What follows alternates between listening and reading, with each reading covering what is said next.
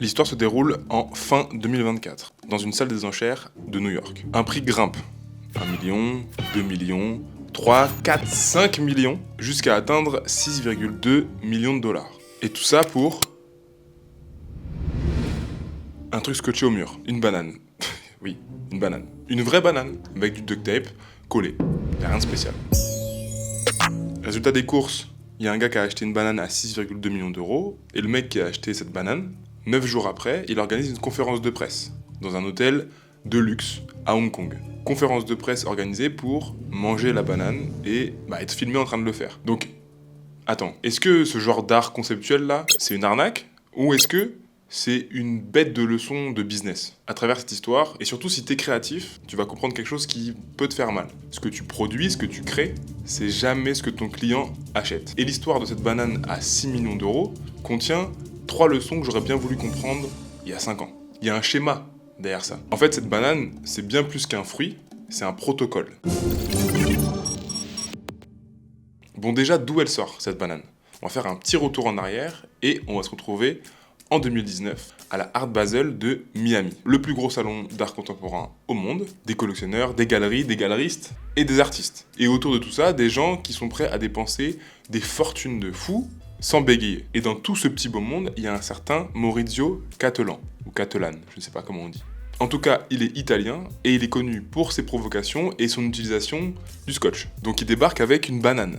Une banane normale, il n'y a rien de spécial. Banane qu'il a achetée à l'épicerie juste à côté, à Miami quoi. Donc voilà, il débarque avec sa banane et la scotch au mur, avec du scotch gris. Plus précisément du duct tape gris. Il appelle cette œuvre Comedian. Et il fixe un prix de départ à 120 000 dollars. Couillu le gars. Et c'est là que l'histoire commence. Parce que 2 jours plus tard, un certain David Datuna, un performeur, s'approche du mur, décroche la banane et la mange. Stupeur dans l'assemblée, tu t'en doutes. Et du coup, il nomme cette performance Hungry Artist. L'artiste affamé. La vidéo fait le tour du monde. Si t'es un minimum dans ces trucs-là, tu l'as vu passer. Et t'as sûrement entendu plein de gens se foutre de leur tronche. Bref, qu'à cela ne tienne, la galerie Perrotin où s'est déroulée cette performance décide de remplacer la banane par une nouvelle banane. Et en fait, c'est cette action-là qui a piqué les yeux à beaucoup de gens. La banane, c'est pas l'œuvre. Ça a jamais été l'œuvre. Comme je te le dis depuis le début, c'est vraiment une banane banale. N'importe laquelle fait l'affaire. Et dans tous les cas, une banane ça pourrit. Donc tous les 4 jours, il fallait la changer. Et c'est important pour la suite. En 2023, c'est la même chose. Un étudiant coréen la rebouffe. Même geste, même buzz. Entre 2019 et 2023, il y a eu un procès pour plagiat, des milliers de vidéos. Bref, tout le monde en a parlé. Tout ce qu'il faut savoir, c'est que à chaque attaque, à chaque procès, à chaque polémique autour de cette œuvre, en fait, le prix de cette œuvre monte. Et on arrive en novembre 2024. Un certain Justin Sun, un entrepreneur en crypto chinois, fondateur de Tron, débarque à la vente aux enchères de New York. Et donc il achète Comedian.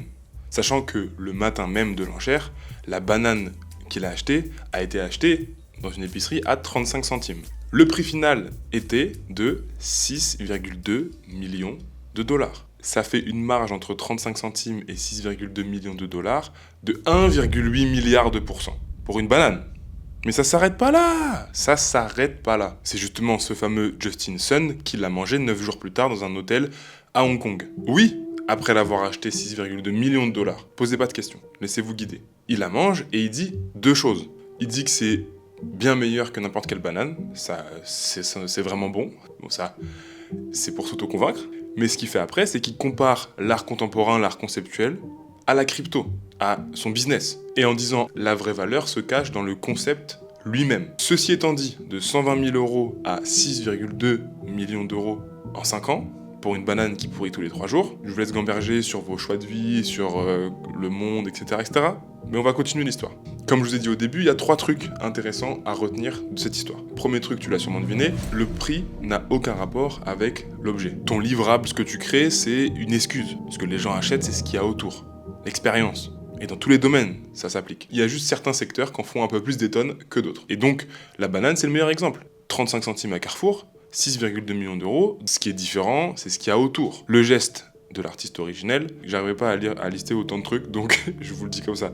Il y avait son geste, les historiques de provocation qu'il avait, le contexte, donc comme je l'ai dit tout à l'heure, Art Basel, etc., etc.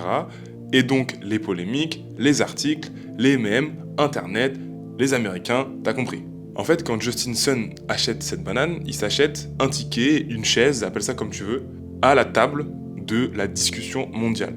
Parce que son nom va apparaître partout, le nom de son entreprise aussi, et pour un entrepreneur crypto, qui cherche à avoir une légitimité à la fois culturelle et à la fois d'entrepreneur, c'est un deal de fou. Le gars est fort. Quand on y pense comme ça, le gars est fort. Et quand tu vois la chose de ce sens-là, eh ben, tu peux l'appliquer à toi. Personnellement, pendant des années, j'ai cru que je vendais un montage. C'est-à-dire que je montais la vidéo, je la rendais, et c'est ça qui valait de l'argent. Alors que non, pas du tout. J'en ai pour preuve cette banane. Les gens, ils achètent pas le fichier, ils achètent le fait que tu le fais, ils achètent le temps que tu y passes, ils achètent le fait qu'ils ont confiance en toi, ils achètent le confort mental que ça te donne que toi tu le fasses, ils achètent tout ça, ils achètent ce qu'il y a autour du fichier.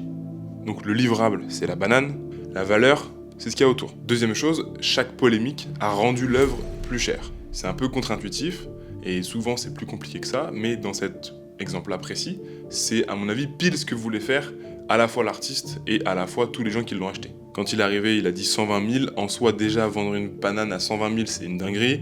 Quand après, quelqu'un l'a mangé, c'est pareil, c'est fou de manger une banane à 120 000 euros. Du coup, ça a encore fait monter le prix, et encore plus dans notre époque où tout le monde y va de son avis, dit pourquoi il est pour, dit pourquoi il est contre, va expliquer pourquoi ce que l'autre dit n'est pas bon, etc., etc.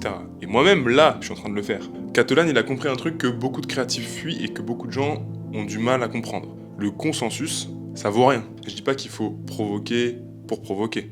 Je dis juste que derrière, et c'est ça qui est intéressant, il y a un schéma. Et donc, on arrive aux détails que personne ne voit. Souvent parce que c'est à la fin des vidéos. Quand Justin Sun, il repart de la vente aux enchères new-yorkaise, après avoir acheté sa banane à 6,2 millions d'euros, il repart avec quoi? Il repart avec une banane, il repart avec du duct tape, il repart aussi avec des instructions d'installation.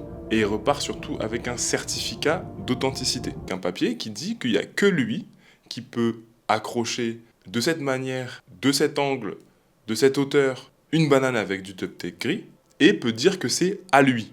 Il peut manger la banane tous les jours. À chaque fois qu'il remet une banane dans ce contexte, c'est une œuvre, c'est à lui, et c'est lui qui a l'officiel. Ce qui en fait donc plus qu'un objet, un protocole. Et c'est ça, Comedian. C'est un système qui est reproductible. Ce qui vaut 6,2 millions, c'est le cadre, c'est le contexte, c'est tout le tour. Ce qu'on disait au début. Légitimé par un certificat d'authenticité. Et c'est ça que tu peux appliquer dans ton parcours de créatif ou d'entrepreneur, etc., etc. Faut vendre un cadre, un contexte, un regard, un protocole. Si ce genre de décodage t'intéresse, j'en ai d'autres. Je les mets là, et là. Si t'es resté jusqu'ici, abonne-toi, n'hésite pas. Et à la semaine prochaine pour une nouvelle vidéo.